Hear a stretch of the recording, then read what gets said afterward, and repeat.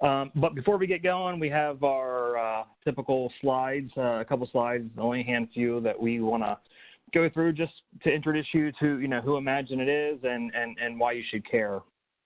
So one of the first things we do here on the professional services team, when a customer has questions, problems, or trying to solve, one of the first things we do is we want to go in and just have a conversation and talk with them and just discover what's going on and maybe, how we can help and, what that plan of help should look like. So, doing that initial discovery just to talk and figure out what's going on is one of the things that we do that's kind of unique to the industry. After we, figure out what the problems are, jointly, mind you, the next thing we want to do is, we engage our professional services team and we help the decision makers, implement and just kind of work out what's going on and set it all up at the company, whether it's an implementation, consulting, developing, different add-ins to the software that you might need, whatever that is, that's where, we'll jump in at that point. And then finally, after the implementation, the professional services, the consulting is over, and the next step would be to start training the entire team on the new solutions and how to use the new tools, if that makes sense. And then after the entire team is trained, we don't just walk away and you never hear from us again. We have a dedicated team, pretty big team of people that their full-time job is to sit there and wait for you to call up so they can help you and support you, for the next couple years or however long until we come back and help you some more. So from the very beginning to the very end, we got you covered. IMAGINiT, which is the division I live in, is part of the RAN Worldwide company. Some other divisions of RAN would be our RAN 3D team, which deals with the Dassault and PTC solutions and training, and our Ascent division, which creates and writes. They're the official, book people for Autodesk, and they also develop and write books for PTC and Dassault. And if you need a custom book for your organization, they can help you write something tailored to your exact needs. So when you onboard new people, you have something to go by. So here's some of the locations we're at across North America. The blue are some of our newest acquisitions. We're always growing and expanding and getting bigger. So this is our North American map. But just, in case you don't see a little push pin in the state or city or location that you're in, have no fear. We can, part of my job is to get on a lot of airplanes, trains, and automobiles and travel to wherever you are. So if we don't have a push pin there, that's not a problem. We will come to you. So I mentioned the professional services team, which I am a part of, and you can read the list here of some of the things we can help you do on the professional services team, whether it's straight up consulting to product lifecycle management, PLM. That's the new trend in the industry where everything's going up to the cloud. We have an amazing team that deals specifically with that implementations, whether we're talking Inventor, AutoCAD Electrical, Vault, we got you covered, as well as a dedicated simulation team. So if you want to, if you need to find out, okay, we have our box filled with components that are running, well, how does the heat escape out of that box? How hot are the components getting? We can do it for you, or we can teach you how to use the software to do it. So we got you covered there, as well as we have a reality capture division. So we partner with Leica, and whether we take our cameras to your facility or to your shop, to your location, and scan your environment, your parts for you, or we can sell you the camera and teach you how to do it as well. So we have a wide breadth of solutions. That's why, I mentioned in the beginning, one of the crucial parts is that first discovery, where we can sit down and just talk about what are the needs, near term and long term, so we can devise a solution for you. Training. We at IMAGINiT have something called Productivity Now. So if in-person training isn't really what you want, we do a lot of live online. We have a dedicated team for that, where you'd rather sit in your house or sit at the local Dunkin' Donuts or your office and take a class with a live instructor where you use our equipment, you're logging into our machine, so you don't even have to have the software loaded. We can train in that manner. One of the things I do a lot of is custom classes. A lot of times if you look at the course outline and some of the Ascent books are, close what you want, but you also want to add a little bit of this and a little bit of that, we can, work with, you would work with us and your salesperson, and we can devise and come up with a custom class to meet your specific needs. That way we can be tailored to exactly what you want.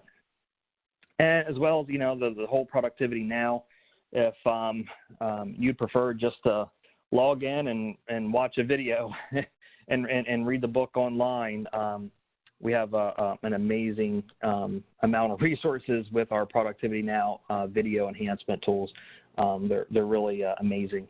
And we also have blended learning, where it's instead of having 5 days straight, which is hard sometimes to be out of the office, we can also do, we'll do 4 hours, for 2 weeks.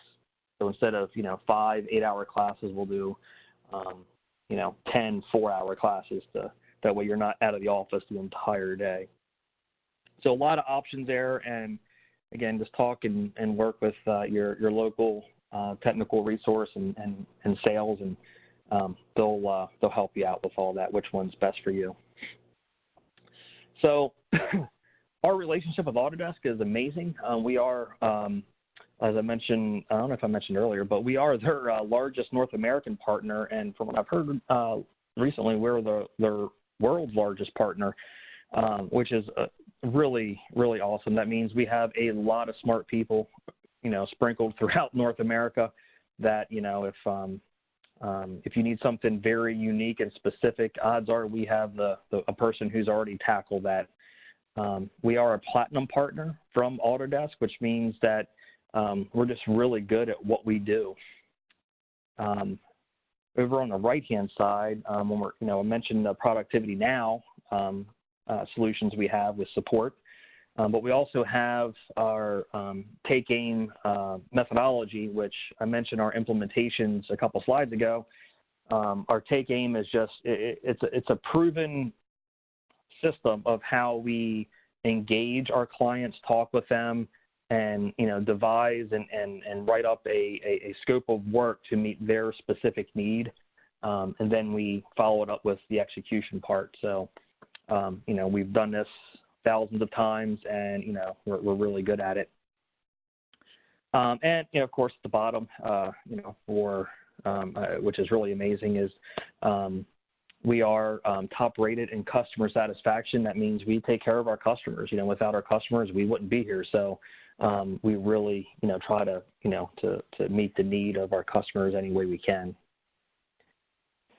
Here are just a couple of some of our partnerships we had. I mentioned Leica with reality capture and taking these amazing cameras out and scanning, anything from a football arena to inside of an airplane and anything in between. We also partner with Pix4D Archibus, as well as IMAGINiT. We have a whole department of developers and programmers who, where when a software is missing bells and whistles that our customer base really wants, but it's just maybe it's something that Autodesk doesn't want to or see the need to spend the time on, Well, we have our own utilities for a vast of different applications that our developers wrote, and we, some of them we will give out if you're a paid customer of ours, or it's, you buy it for add-in. So there's a lot of stuff we can do there, and, even if if one of our little applications doesn't meet exactly what you need, well, our developers can customize it and make it fit, exactly what you're trying to do. So again, just let us know how we can help.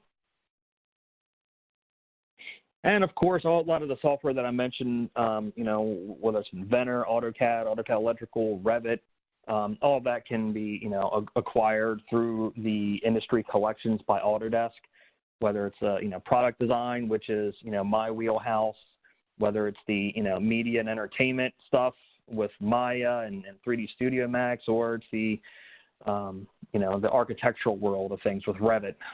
Find the right collection for you. And I told you it was short and sweet, so now that little slideshow is over, we'll jump over here to what you all came to see here on this Friday before Father's Day. So happy Father's Day to all you dads out there.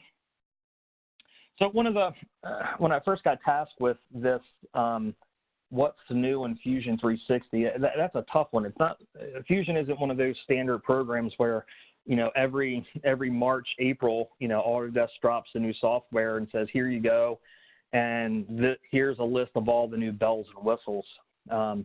With their cloud products like Fusion 360, updates come periodically. So I think I went back and I counted them up over the past, since the beginning of the year, I think they've dropped like 9 different updates to Fusion. And I think I just saw that, I think there's, I canceled it, but there's another update. It looks like they're trying to send out and, fix some bugs and issues. So to come up with a list of, what's new in Fusion, it's like, well, for how far back? Because it's a constant upgrade that they're doing. So throughout this short webinar, I picked a handful of things that I thought might be applicable or useful, or just to help you guys out. With those updates, just so you know, Autodesk does a phenomenal job of, listening to us, the user base, when you tap your left foot, raise your right hand, and all of a sudden the, this command breaks. So as those issues come in and they get posted, Autodesk snatches them up and comes up with a solution for them. So that's what attributes to all the updates that they keep pushing out. So keep sending those, bug reports into Autodesk and to us so we can get them to Autodesk. And that's how the software, they continuously make the software better and better every month. So, kudos to Autodesk for, listening to us and responding. And so with the bug fixes, of course, they're always doing performance enhancements on the back end to try to make it faster, better, and easier and for us. One of the biggest changes that I think has happened in a while, and just because when you change the user interface on people, sometimes it goes over really well, sometimes it goes over really poorly. I still remember back in 2009 when they changed AutoCAD from the old toolbars to the ribbon interface. In the beginning, people lost their mind, but now they've grown to love it and use it. I know there's still some people out there who still divert back to the toolbars, but the ribbon was a big UI change. And this change here in the UI that you're looking at now isn't necessarily one of the a huge change, but they made some subtle changes that just make it a better experience for us, the users. So I just wanted to highlight some of those things. So when you, like right now, this user interface is part of the technology preview. So when you start up Fusion, yours may not look like mine right now. So if you want to test this out, because it is coming here very shortly, from what I understand, where they're going to just switch, pull the rug out and switch everybody over to this. If you go up to your name in the top right-hand corner and go to Preferences, inside of here, down at the bottom, we have Preview. So you can see all the different preview things that are out right now that you can, turn on and check and test out and give feedback to. But this one right now is the UI preview. So that's what you're seeing on my screen. But like I said, shortly, that will go away, and it'll just be Fusion. That's just the way it's going to look. So I thought I'd give you a heads up and kind of go over what this UI, how it's changed over, from the old UI. So one of the big things that that they tried to do, they tried to go out and just update the nomenclature of some of the commands, the organization, and which ultimately impact the usability. How we always want to minimize our mouse movement, our picks and clicks, and just make it more user friendly. So one of the big things they did, I think, and I love it. We used to, in our environments right here, we would have one called Patch. And to me, it was, from coming from other programs like, AutoCAD 3D and Inventor and even SolidWorks, it was always called Surface, right? It's you're doing surfacing. So they renamed Patch, and then they moved it up here to the top. So now it's no longer its own environment. So when we want to switch over and do some surfacing in our model, we don't have to come over, drag our mouse down, find Patch, and then keep changing it back and forth. So what they did is they just made it its own little tab up here at the top, which, again, anything they do to minimize mouse movement and clicks and picks, I am all for. The other thing that they did, instead of making it its own environment, is sheet metal. They removed the sheet metal tab from here, from the, coming down, dropping and switching over to your own sheet metal environment, to just adding a tab at the top that we can just jump over to. So if we're doing solid modeling or we want to go over to sheet metal, whatever we want to do, it's right here in the design area and we're ready to go. So that was a nice enhancement that came through all of that. Some of the other things that they've done to clean up this UI, or the old UI, is, if you remember correctly, and I don't have the old user interface on right now, I'd have to restart it, but over here, they used to have like a sketch where you had all your sketch stuff listed out here. So what they've done is they now made sketch. So when you create a sketch, when you make a sketch, they made it its own contextual tab up here in the ribbon. So that means it's only applicable, it's only going to pop up when you're actually in a sketch. So there's no reason to see all this sketch stuff if we're not actually doing a sketch. So what does that mean? That means, it's a little bit cleaner. And two, when we're back over on the solid tab, instead of having the sketch stuff up here, it gives us a little bit more real estate at the top here of the ribbon. So if we decide to start adding in more commands up here, we have the ability of adding more without it getting all squished up. So they're giving us some more real estate up here, which is definitely welcoming. And the other thing they did in the sketch environment, if you remember, in the old one, they had over here all of our constraints. So now what they did is they took out all the constraints from here and they put them up here in the ribbon, since it does have its own contextual tab now. So they have room for that, which is really nice. And if you start, if we come out and let me just draw a couple lines here. So if we come up here and if I have some lines, and let's say I select this line and I select this line, right? So I don't know if you noticed, but up here it starts graying out the ones that don't make sense. So I selected 2 straight lines. So up here, it doesn't make sense to be able to put the tangent constraint on. Kind of the same functionality we had over here.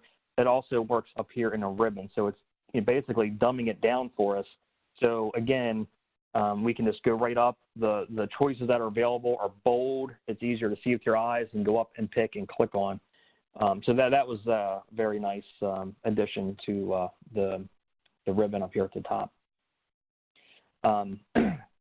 So the contextual tabs, they don't just stop with the sketch environment, which I really like. A couple of the other environments that are, a couple of other tabs that it's really nice to see have its own is going to be the form and the, I can come down here, and the create mesh. So both of those now, when you click on them, have their own contextual tab up here at the top. So it's eliminating everything else and only showing us the form information. Now, having those different, if you want to call environments or contextual tabs, does a couple things. One, it really allows us to add more commands up here. We got a lot more room. And two, I don't know if you guys like shortcuts or not, but if you hit the S key on your keyboard and you get your shortcuts, now we have dedicated shortcuts per this form environment or contextual tab. So if I come back up here in the just in the design area, hit sketch, I have my design shortcut. If I was in another environment and I clicked on the S, I have my shortcuts being environment specific. So play around with that, and I hope you really like it, because I know I do.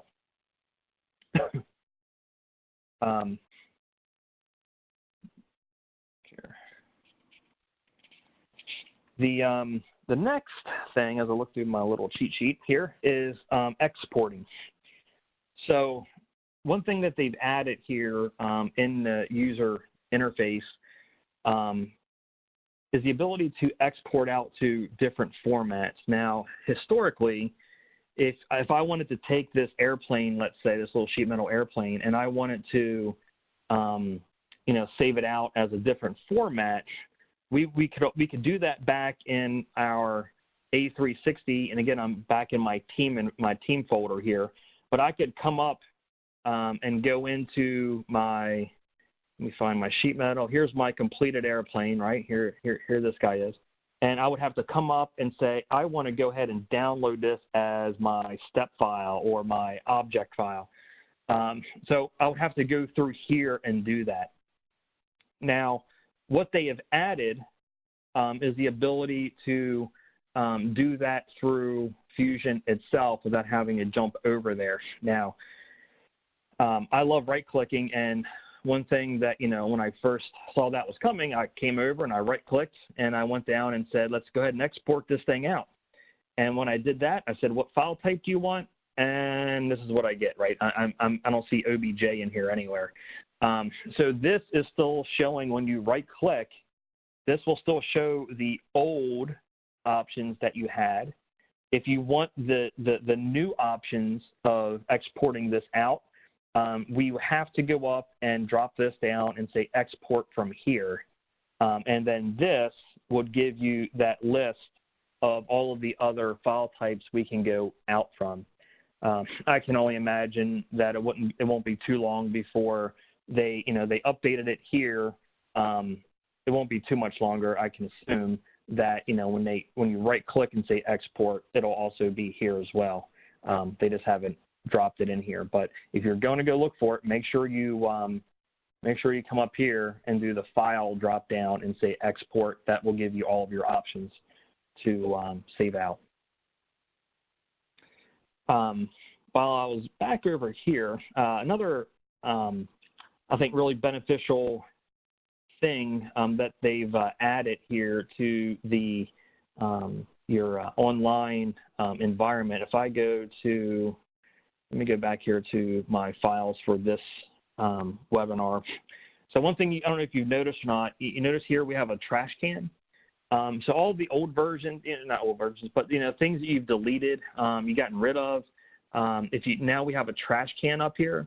So for this folder, my June 2019 folder, if I click on my trash, I can come in here and see a whole bunch of things I was playing with, working on to get ready for this presentation. So now I have that trash for each folder, and if I wanted to get rid of everything, I can just highlight all of it and say go ahead and delete it. I love how they put forever.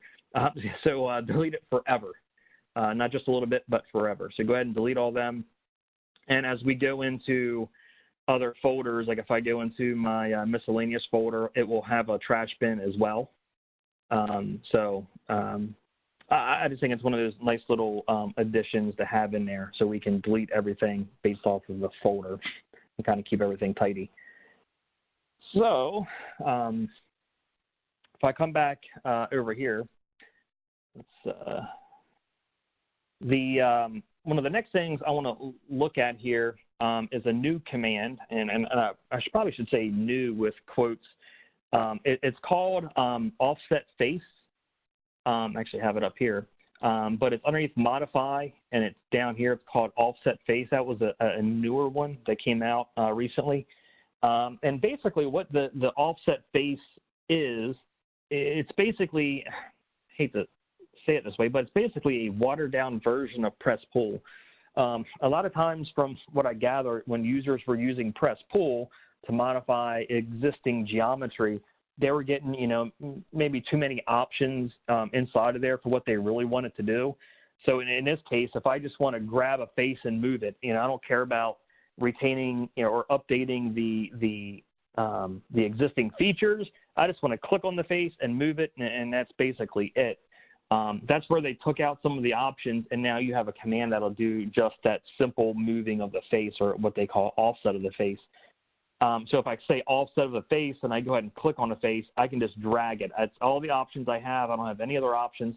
I can just click on it, drag it down, and make it whatever I want, and that's it. Hit OK. Pretty cut and dry, but again, it's just to eliminate some of the other options that we would normally have inside of the press pull. So I don't need all this other stuff in here. All I want to do is move that face, and that's basically what we get with this offset. Okay.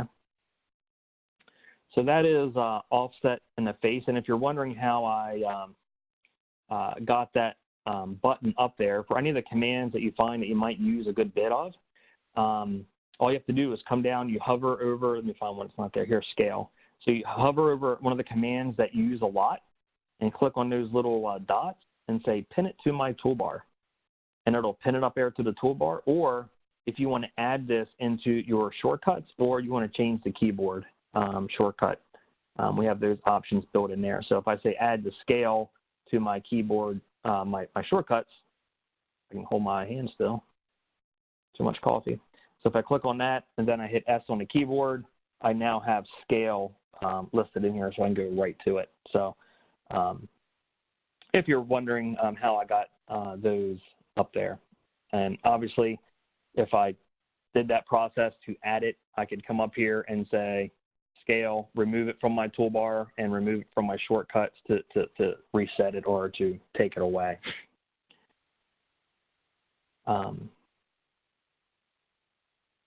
This one is they've updated this split command now. I love this. I'm excited to see where they go with this, and hopefully in the future they expand on all the work they did here with the split command, because I think it has so much potential. So historically, the way the split command would work is we would start the split command. You'd click on your objects. We would say, I want to split it. And again, if I want to split it right down on this plane, we'd get our preview, and you would hit OK. And then I would go back and I would keep repeating it for all these other surfaces that I have here on this little vacuum housing, right?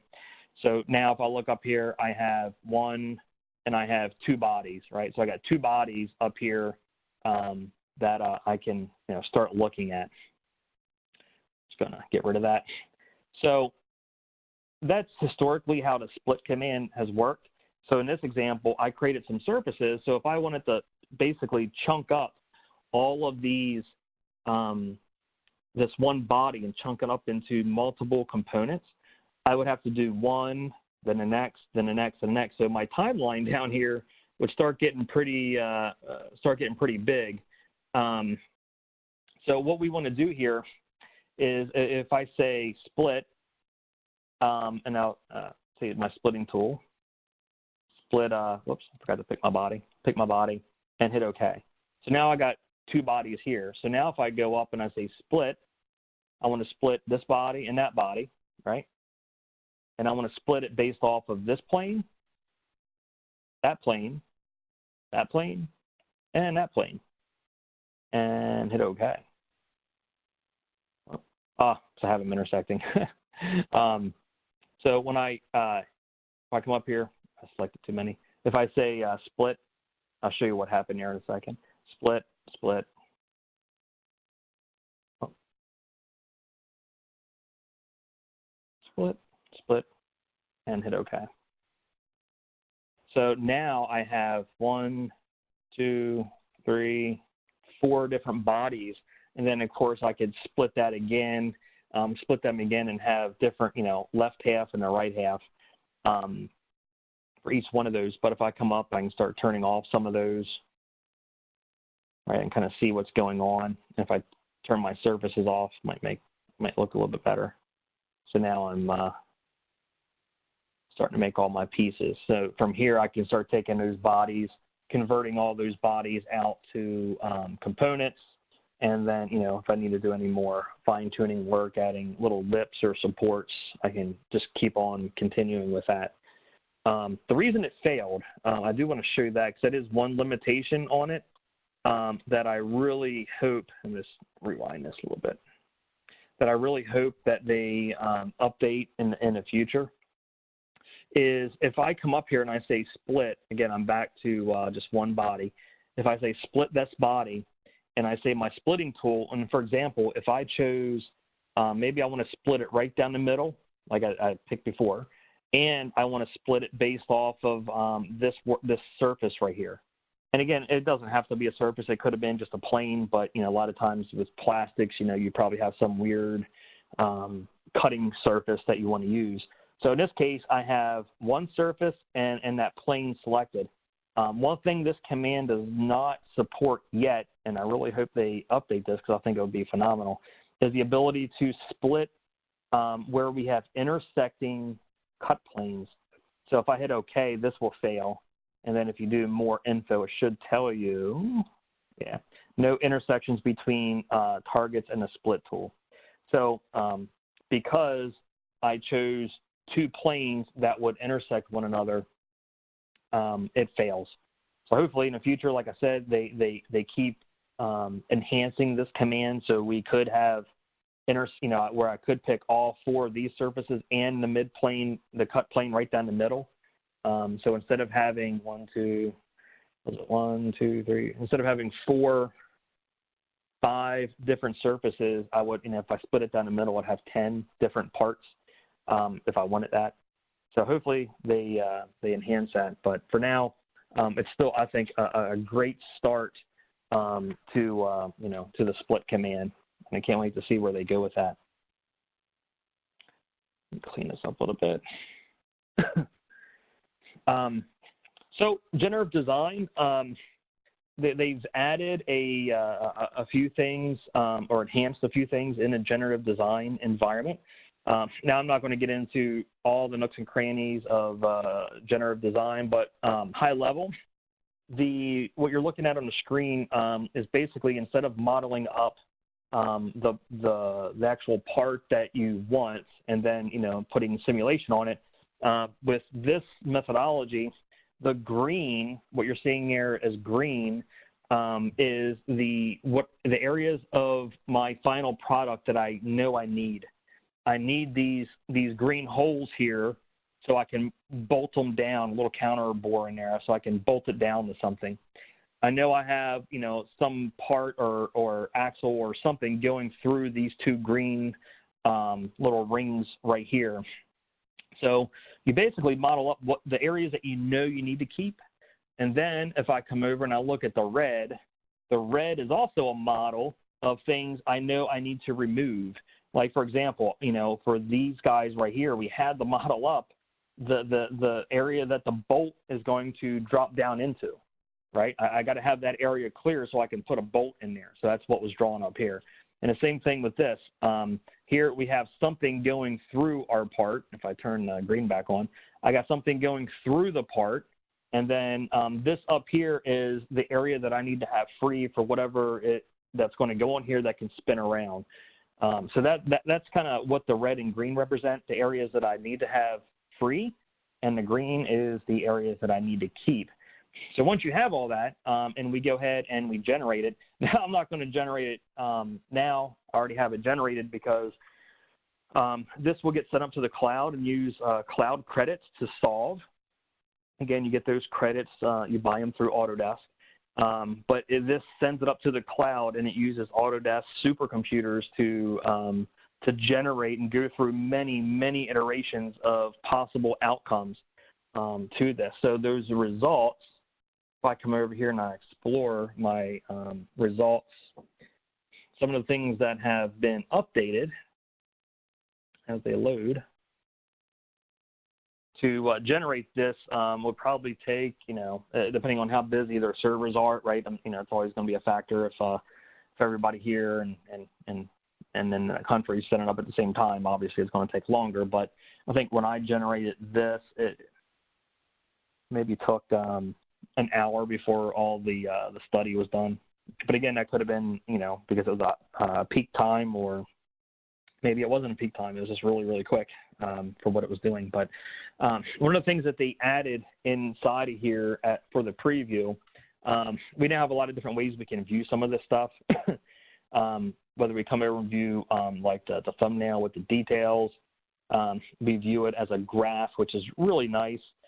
So I can see all the different materials that I had it analyze, stainless, steel, stainless 446 and 440, and then titanium.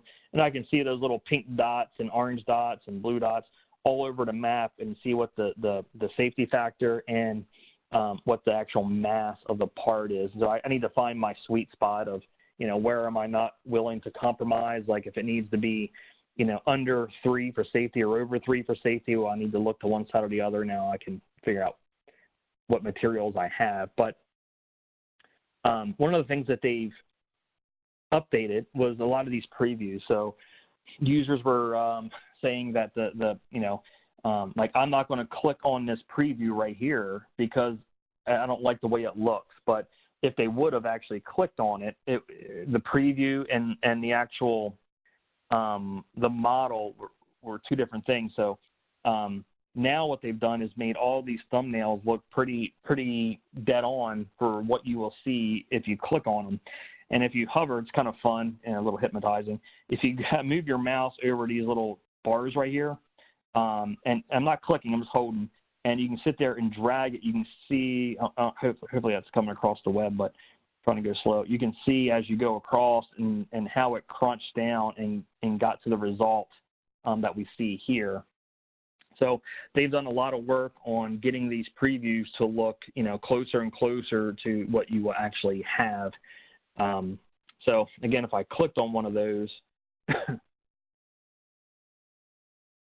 this preview is going to look really close to what it would be if I exported it out once it loads up here.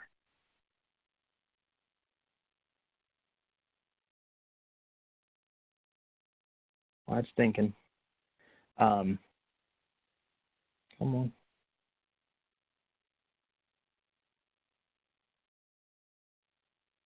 So the only problem with some of the the generative design stuff, it's really heavy, and sometimes we're so used to things happening right now when I click on it. Sometimes I have to remember myself back at the good old dial-up days and where we are now to really appreciate how fast things are. Let me get back here and grab another one, see if it'll.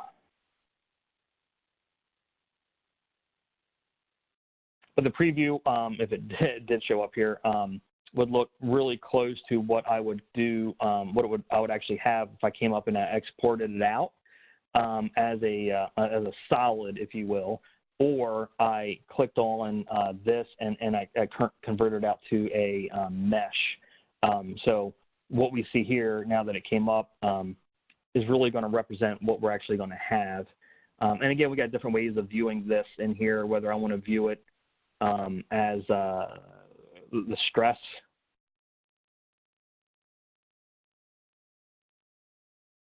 Come on.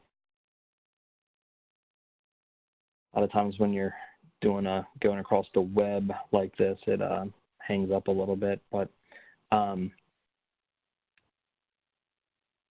back. So that's kind of what those previews. I can show it in the stress mode, where it'll show all the hot spots, what's good, what's bad. Here we go. So I can look at it, check it out, see where the high stress, low stress is.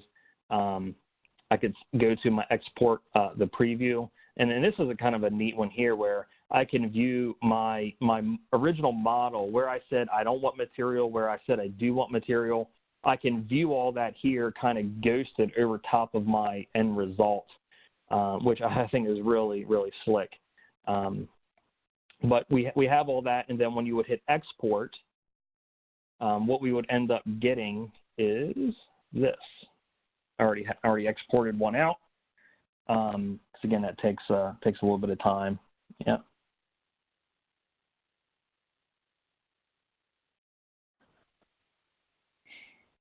So this is one of the results that I spit out as a solid model. And one of the new things that they've added, which is really handy, is originally back on this guy, where when we set up this, we said, hey, you know what? We're going to fix those green cylinders there. They can't move. They're going to be bolted down. They can't move. And then we're going to come up and put some forces onto that green area, right? So we're putting forces on. We're putting our constraints on. And the new part is when you run the results, you get your model, you export it out, it actually will carry through the forces and the constraints from the generative design area. So now if I hit yes, it's pulling across from the generative design area to this exported model. It pulls out and pulls through all of the constraints and the loads, so we could, follow up and trust but verify that the results we have are accurate. So that's just a huge time saver from making sure that you set everything up correctly. Again, everybody hates doing double the work, and this environment right here allows us to, where that feature bringing over the constraints and the loads, just a huge time saver. So kudos for bringing all that stuff across. Oh, the other thing that they've added for generative design, as things are running, again, I killed that because it was starting to update right before our presentation. That did not want that to happen. But if I go in here to my job status to see what's going on, I can come over here and drop this down, and I can see all the outcomes that I've generated. And I have these over for actions, these open designs. These are now hyperlinks that you can click on that will go out and open up the results. So instead of having it generate and then go out and trying to find it over in your data panel, what we can do now is just look at our jobs that have run and click on it and jump right to it. Again, Autodesk, seems like they really care about, the amount of time we take looking for things and just the whole organization. Huge time saver. So I'll give this a second while it loads it in here. While this is running, Casey, is there any questions I can field yet, or are we doing good? No, you're doing good. I haven't seen any questions come in. Perfect. So we'll give this a second here. Again, it's the generative design, right? I mean, it's doing a bunch of calculations and building and loading. There's a lot of things happening on the back end here. So we'll give it a second. And then after this loads, I want to jump back over so I can start talking and showing everybody one of the new features in sheet metal. which is called the bend tool. And that's how that little airplane that I had in the beginning that was originally a flat pattern that I had for, I don't know, probably had that flat pattern for maybe like 12 years. And I've used it in Inventor and stuff like that. And so I figured, let's give it a test over here in Fusion 360 to see if that see if Fusion can bend it up. And of course it can. While that's running, again, we'll give that a second. One thing about getting flat patterns into Fusion 360, typically everybody has or can use AutoCAD in some form. What I found over the past 12 years-ish of traveling around North America for IMAGINiT and working hand in hand with our customers is no matter what their primary software design tool is, whether it's now Fusion, Inventor, SolidWorks, Creo, Unigraphics, whatever your flavor is, everybody uses AutoCAD, and that's usually what a lot of the flat patterns of companies where they may have one of my customers had hundreds and hundreds, if not thousands, of proven flat patterns of their designs that they needed to start converting over to 3D. So they were going from 2D to 3D, and those flat patterns were spot on. There we go. Cancel out of it. So a lot of this is, a lot of these flat patterns come from some 2D program, probably AutoCAD. Let me close this out here. Close that out. So I just wanted to share with you guys some of the little tricks that I found with this, of bringing something in, 2D to inside of here, and some of the things that, little gotchas that I just want you to be aware of. If I come back up into sheet metal, I wanted to show, where's my incorrect ones here? So this is one that I brought in from AutoCAD. It was a DXF, and you can look over my tree and see it was a DXF that I got from AutoCAD. And what I did, I use Fusion Team. So over in, where's it at here? Underneath. Over here, I have my Fusion 360 virtual folder that links into my team site of all of my files. And here's my webinar that I'm doing now. We're doing the What's New. And again, all my stuff is cached locally, right? So I'm working off my local files, which syncs to the cloud. But inside of here, I was able just to save and put my DXFs inside of my folder here in Windows Explorer. And then that syncs up to my Fusion team site, which shows up in my data panel. And again, all that takes place in 10 seconds. I'll see that there's an update in here. So once I get that DXF in, I simply come up and I say create a Fusion design, and it converts that DXF into what you see here on the screen. And what you see on the screen is one that I set up, and so I noticed there are different things happening when I was doing some testing. So in this, if I wanted to simply, turn this into a flat piece of sheet metal to bend up, if I came up and I go over to my sheet metal environment, I noticed it wasn't there. So I'm like, okay, I'm using a preview for the new UI. So where's sheet metal? So I'd come over here. Oh, there's no sheet metal. I'm like, what in the world's going on? So if this ever happens to you when you import something like so, it's probably because when you import something like that, it brings it in where it's not going to capture the history. It's disabled by default. So if that happens, simply come up here, right-click, and say, hey, I want to capture my history. And basically what that's doing, it's going to turn on my timeline toolbar down here at the bottom. So every, fillet, extrude, revolve, whatever, I have a history of all those. Sometimes you want to model where you're, especially if you're doing like free-form modeling where you're just pushing and pulling on stuff to get that organic type design. I don't really need to create a history for that, right?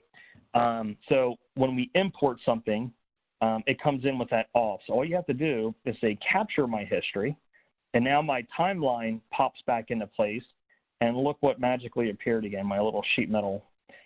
So if that does, and it will if you do it this way, it'll come in, just convert it, and you're good to go.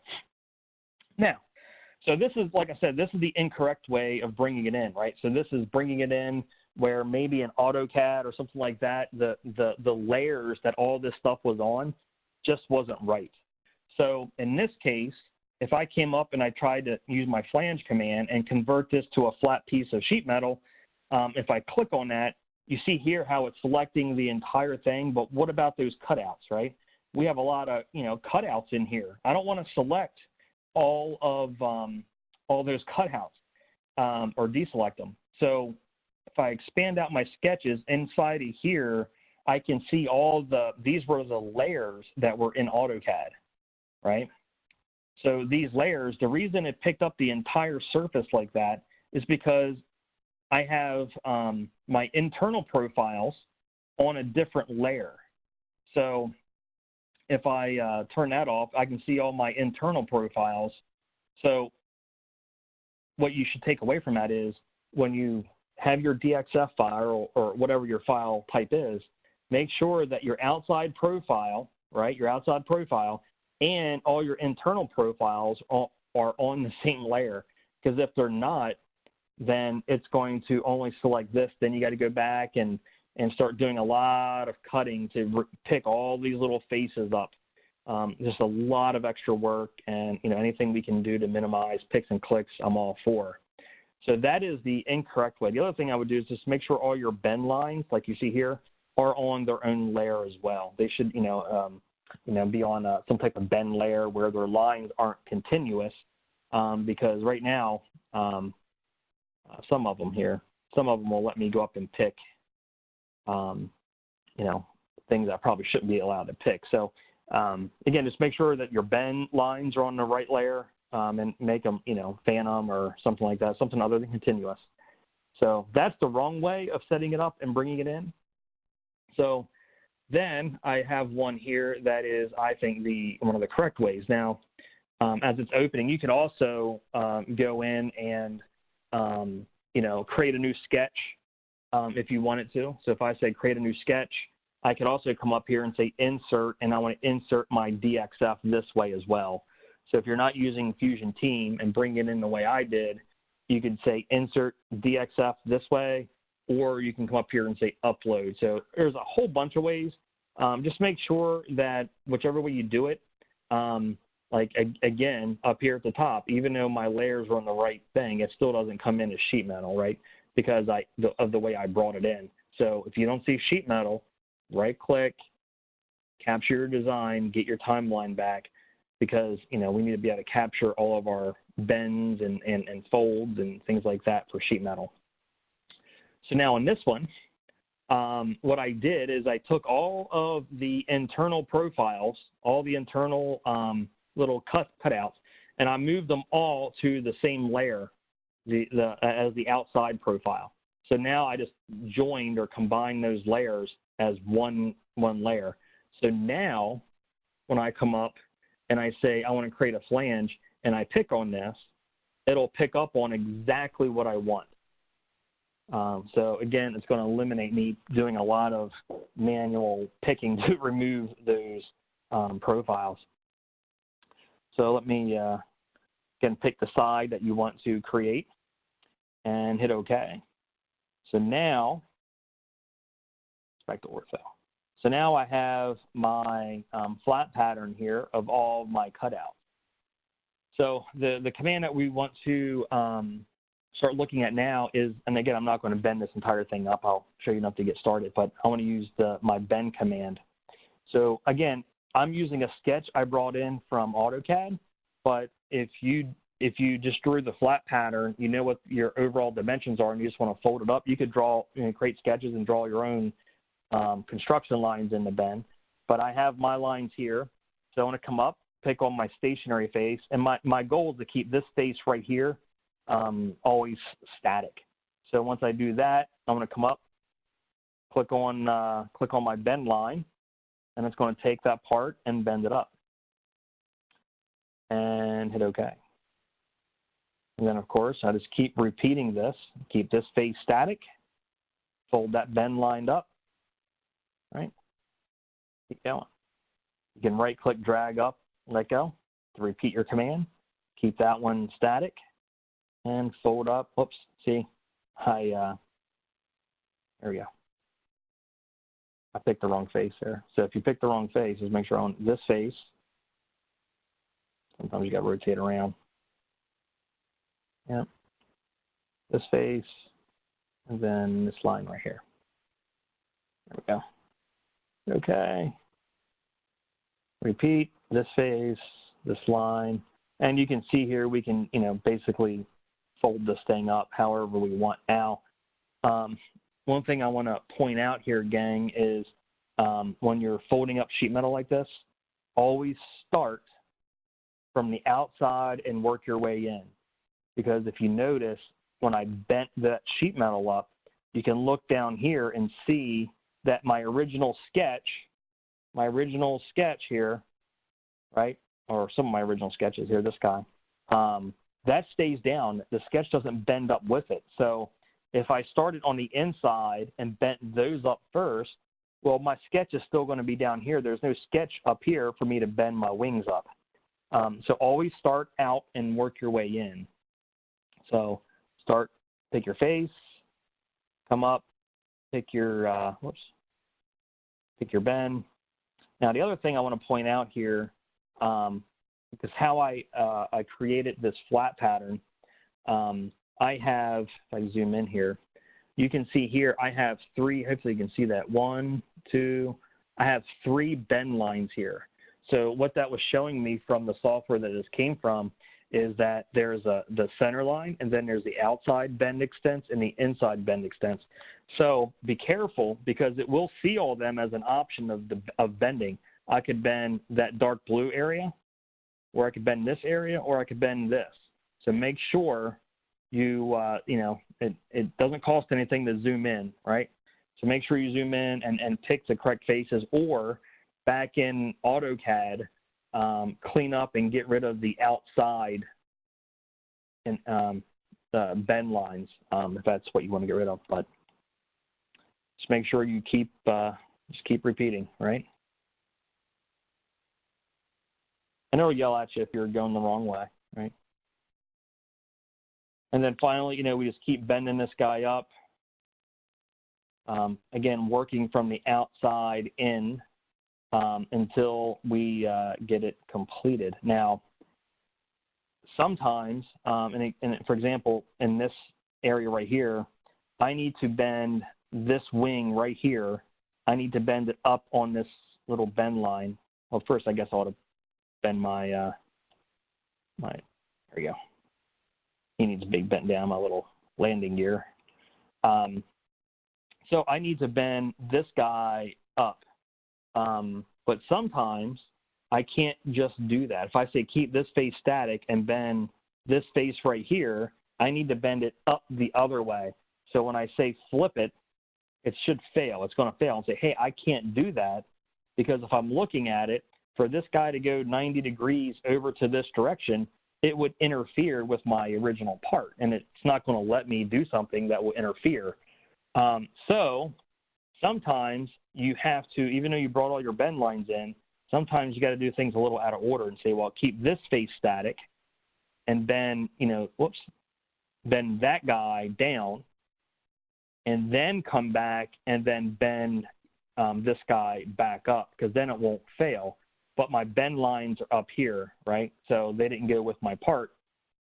So sometimes you have to draw in your own bend line. So for example, I'm just going to fake something in here. If I come over and say I want to go from here, draw that in, I'll just trim this regular line back. So I have a bend line here on my part, right? And then now I can go back and say bend this guy right here and then flip it, and it'll allow me to bend it back, right? So sometimes you have to, you know, draw in a bend line when you have something weird like this. But again, keep following it, and then we can get to something that looks just like so. Have our own little airplane here. So that is going from your 2D to 3D here using the new sheet metal bend command. And again, make sure you always work from the outside in to get your best results. With that being said, I think that ends everything that I had to talk about for this session of what's new in Fusion 360. So Cassie, do we have any questions?